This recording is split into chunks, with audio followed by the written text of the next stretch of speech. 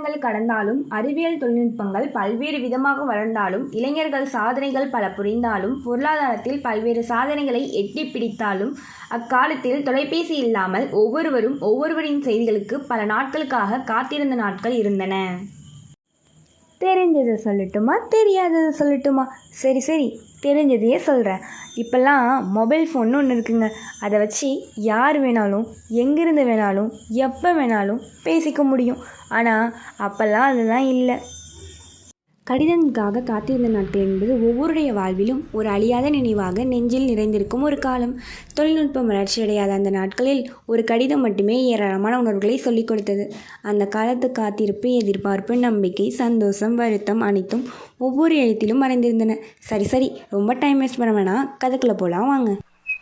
இந்நேரம் என் பொண்ணு என்ன பண்ணுதோ தெரிலையே, சாப்பிட்டாலா தெரில, தூங்கினாலா தெரிலையே.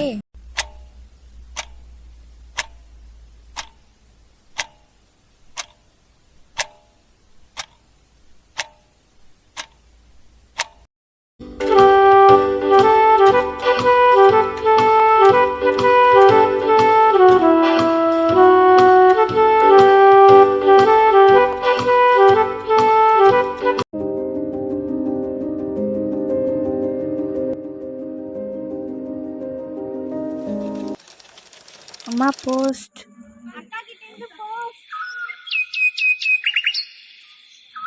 இந்தாங்க, இதில் ஒரு கையெழுத்தை போடுங்க. என்கிட்ட கொடுமா. அம்மாடி சத்த, இந்த கடிதத்தை படிச்சு கூட, இதில் என்ன எழுதியிருக்குன்னே எனக்கு தெரியலை. அன்புள்ள அம்மாவுக்கு, நான் இங்கு நலம், நீ அங்கு நலமா? உங்கள் நலனை அறிய ஆவல். வீட்டில் அனைவரும் நலமா? எப்படி இருக்கா என் வாழு தங்கச்சி? எனது தோழி ஆர்த்தி நலமா? உங்களை பிரிந்து என்னால் இருக்க முடியவில்லை. என் கனவுகளை மதித்து என்னை படிக்க அனுப்பியதற்கு நன்றி. இங்கு நான் நன்றாக படித்து வருகிறேன். இன்னும் 1 மாதத்தில் எனது படிப்பு முடிய உள்ளது.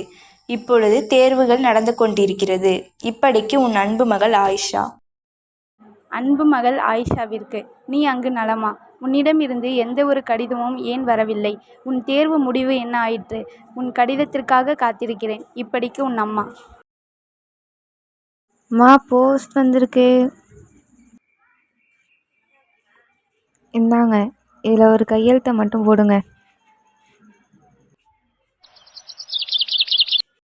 என் பொண்ணுக்கிட்டேருந்து ஏதாவது கடிதம் வந்திருக்கா? இல்லைம்மா, ஒன்றும் வரல.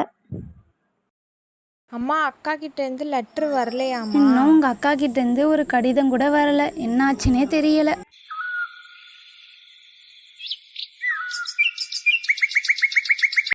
அன்புள்ள தோழிக்கு, நான் இங்கு நலம், நீ அங்கு நலமா? எனது படிப்பு இப்பொழுது முடிந்துவிட்டது. நான் எனது பட்டமளிப்பு விழா முடிந்ததும் ஊருக்கு வந்துவிடுவேன். அம்மாவிற்கு நான் ஊருக்கு வருவது தெரிய வேண்டாம். இன்னும் சில நாட்களில் வந்துவிடுவேன். இப்படிக்கு அன்புள்ள தோழி ஆயிஷா. After graduation.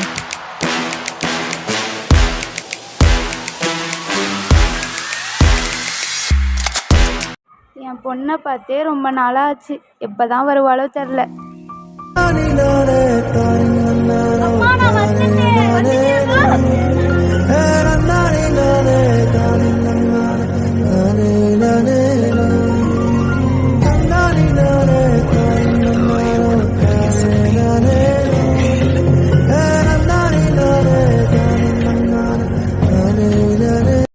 தொழில்நுட்பம் முன்னேறிவிட்டாலும் அன்றைய காலத்தில் கடிதத்தில் எழுதப்பட்ட அம்மா என்ற சொல்லுக்கு மட்டும் நிகர் எந்த உணர்விலும் கொடுத்திட முடியாது.